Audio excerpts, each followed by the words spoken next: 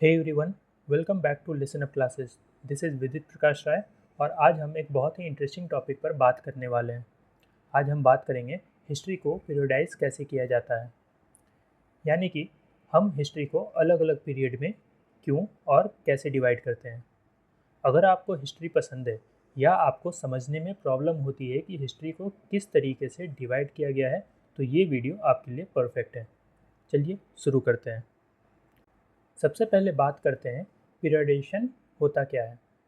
देखो, हिस्ट्री को समझने के लिए हिस्टोरियन इवेंट को अलग अलग पीरियड में डिवाइड करते हैं।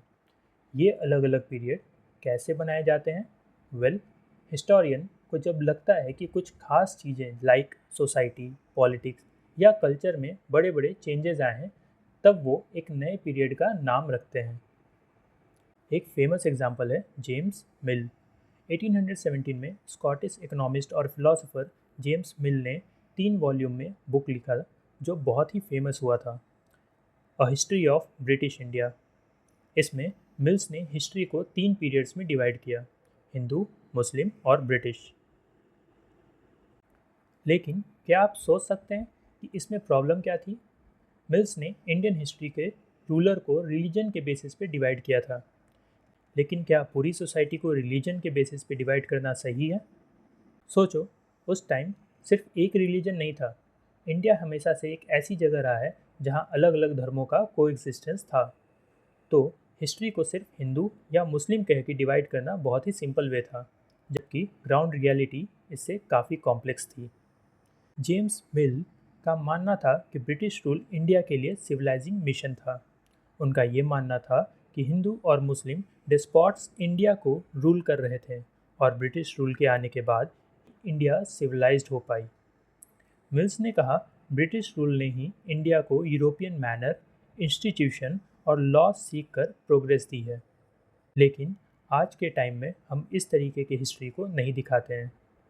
ब्रिटिश रूल का मतलब हमेशा प्रोग्रेस और डेवलपमेंट नहीं था। एक्चुअली बहुत सारी चीज़ें ठीक नहीं थी, जैसे इनइक्वालिटी, एक्सप्लॉयटेशन और लैक ऑफ फ्रीडम। अब सवाल ये है कि क्या हम किसी पीरियड को सिर्फ एक रिलीजन के बेसिस पे देख सकते हैं? हिंदू या मुस्लिम पीरियड कहना क्या पूरी हिस्ट्री को रिप्रेजेंट करता है? हिस्ट्री को रिलीजन रूलर्स के बेसिस पे डिवाइड करने का मतलब है कि बाकी लोगों की लाइफ और कल्चर को इग्नोर करना। इंडियन हिस्ट्री में हमेशा से अलग अलग कल्चर और प्रैक्टिसेस का एक इम्पॉर्टेंस रोल रहा है। तो क्या एक नया तरीका हो सकता है हिस्ट्री को समझने का? मॉडर्न हिस्टोरियन ने मिल्स के इसी क्लासिफिकेशन को थोड़ा सा अलग सोचने की कोशिश की है।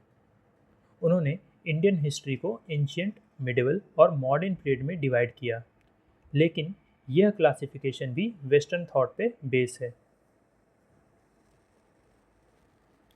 वेस्टर्न हिस्टोरियन के लिए मॉडर्न पीरियड का मतलब था साइंस, रीजन, डेमोक्रेसी, लिबर्टी और इक्वालिटी का आना। लेकिन इंडिया में ब्रिटिश रूल के टाइम पे ये चीज़ें नहीं थी। ना इक्वालिटी थी, ना फ्रीडम था और ना ही लिबर्टी। इसी वजह से आज के हिस्टोरियन मॉडर्न पीरियड को कॉलोनियल पीरियड कहना ज़्यादा ठीक समझते हैं। ब्रिटिश रूल के टाइम पर जो प्रॉब्लम थी, जैसे कि इकोनॉमिक एक्सप्लॉयटेशन और पॉलिटिकल ऑपरेशन, वो भी एक इम्पॉर्टेंट पार्ट है इस पीरियड का।